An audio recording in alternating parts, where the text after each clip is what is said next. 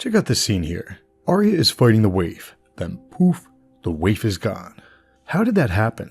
It happened because the Waif was never real in the first place. The Waif is just a figment of Arya's imagination, a split personality. Think Fight Club. The Waif is Tyler Durden. In George R. R. Martin's A Song of Ice and Fire and HBO's Game of Thrones, Arya is not the only character to suffer from dissociative identity disorder. A more obvious example is Theon Greyjoy. Ramsay Bolton captured Theon and he tortured him. Ramsay castrated Theon and cut off some of his fingers. Ramsay renamed Theon as Reek, and over time, Theon Greyjoy began to forget his own name and his own identity. At times, Theon believed that he was Reek. It's a little different with Arya and the Waif because Theon never interacted with Reek. He was either Theon or Reek. But Arya interacts with the Waif, similar to the way in which the first-person narrator interacts with Tyler Durden in Fight Club. A Song of Ice and Fire is not written in the first-person point of view, but it is written with a rolling third-person limited, which allows for an unreliable narrator. And if George R. R. Martin was going to choose one character with whom to take the concept of dissociative identity disorder a step further than he did with Theon, it would be Arya. After all, Arya trains at the House of Black and White, a temple where they are servants to the god of many faces. According to psychiatry.com, dissociative identity disorder is associated with overwhelming experiences, traumatic events, and/or abuse that occurred in childhood. That certainly applies to Arya, who began the story at just 9 years old. Over the next 2 years, Arya experienced a lot of trauma. Bran, Nymeria, Micah and Lady, Jory Cassell, Syrio Farrell, and the Stable Boy. Then, Lord Eddard Stark. Yoren and Lamy. After all of that trauma, Arya had thought she had known what it meant to be afraid, but then she met the Tickler. While at Harrenhal, Arya overheard that Bran and Rickon had been killed. Arya killed one of Roose Bolton's men herself in order to escape Harrenhal, and the final straw was the Red Wedding. After the Red Wedding, Arya sunk into a deep depression. She could feel the hole inside her every morning when she woke. It wasn't hunger, though sometimes there was that too. It was a hollow place, an emptiness where her heart had been, where her brothers had lived, and her parents. Her head hurt too, not as bad as it had at first, but still pretty bad.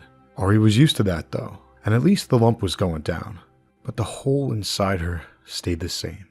George R. R. Martin revisited this concept of a hole inside Arya where her heart had been many times over in Braavos. And the hole inside her is the reason why she asked the kindly man to teach her to become no one. Quote, she would be no one if that was what it took. No one had no holes inside her. A common misconception is that Arya went to the House of Black and White so as to gain the skills of an assassin, but that is not the case. There is one very explicit reason why she went there. Yoren had sworn to deliver Arya to Winterfell, but he ended up in a grave and she ended up in Harrenhal. When Arya escaped Harrenhal, she was captured by the Brotherhood. When she escaped the Brotherhood, she was captured by the Hound. Arya left the Hound dying and went to Saltpans, where she asked for a ride up to Eastwatch by the Sea so as to reconnect with her brother Jon Snow. Unfortunately, they would not sail up north since there were pirates. As a last resort, Arya went to Braavos. When she got there, Arya thought to herself that if the captain had asked, she would have told him that she wanted to stay aboard the Titan's Daughter. But he didn't ask, and she didn't tell him. Instead, she got off at the House of Black and White.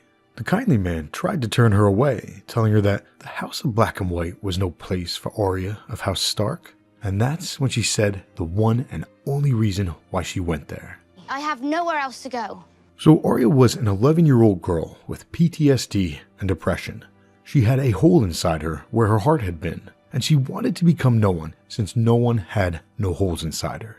The House of Black and White is a place where they serve the god of many faces. So one way of looking at the Waif is that she is one of Arya's faces, a split personality. The Waif may not have been Arya's only split personality. On her way north with Yoren, a 2-year-old crying girl appeared whenever Arya was frightened. So an argument can be made that the crying girl was an early fracture in her identity. The crying girl may have just represented the scared little girl inside of Arya. When the Mountains Men captured the kids, the 2-year-old crying girl somehow escaped, which begs the question, how did a 2-year-old girl escape from the Mountains Men? She may not have. Something worse may have happened. Lamy renamed the crying girl as Weasel. Then, when they got to Harrenhal, Goodwife Amabel asked Arya what her name was, and Arya said, Weasel. Lamy called me Weasel.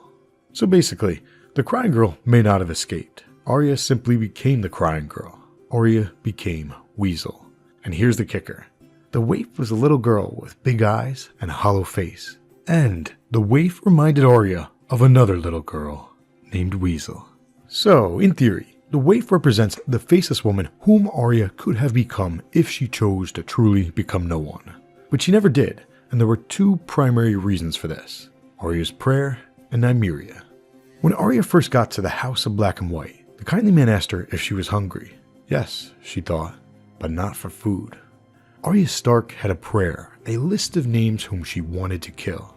Every night she would say that prayer. The kindly man heard her and told her that they are but servants of the God of many faces, so they do not choose the ones they kill. Therefore, the kindly man asked her to throw everything away that belonged to Arya of House Stark. And she did. Well, almost everything. Arya stood on the end of the dock, pale and goose-fleshed and shivering in the fog. In her hand, needle seemed to whisper to her. Stick them with the pointy end, it said, and don't tell Sansa. Micken's mark was on the blade. It's just a sword. If she needed a sword, there are 100 under the temple. Needle was too small to be a proper sword. It was hardly more than a toy. She'd been a stupid little girl when Jon had made it for her. It's just a sword, she said aloud this time. But it wasn't.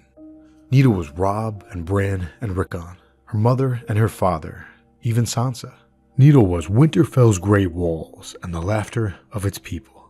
Needle was the summer snows, old Nan's stories, the heart tree with its red leaves and scary face, the warm, earthy smell of the glass gardens, the sound of the north wind rattling the shutters of a room. Needle was Jon Snow's smile. He used to mess my hair and call me little sister, she remembered, and suddenly there were tears in her eyes. Polliver had stolen the sword from her when the Mountain's men took her captive. But when she and the Hound walked into the inn at the crossroads, there it was. The gods wanted me to have it. Not the seven, nor him of many faces, but her father's gods, the old gods of the north. The many-faced god can have the rest, she thought, but he can't have this. So she kept Needle and she kept on saying her prayer. The prayer was one of the two things that anchored Arya to her past. The second thing was Nymeria. Arya is a warg, so at night she had wolf dreams, and in those dreams, meat was meat and men were prey. She was the night wolf, but only when she dreamed. With the waif as Tyler Durden interpretation in mind, a lot of scenes take on new meaning. As an example, Arya didn't train with the waif in the show. She simply dueled with her own shadow, a nod to Fight Club. Later on, the waif stabbed Arya from behind, which is perfect since it was actually Arya stabbing herself in the stomach. And that scene speaks to the arc as a whole.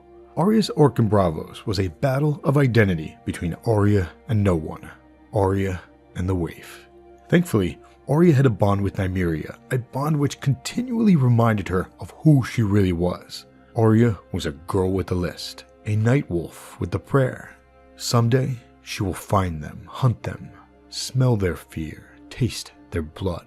Someday. A girl is Arya Stark of Winterfell. And I'm going home. But if this is true, then sadly, it was not actually the waif who killed Lady Crane.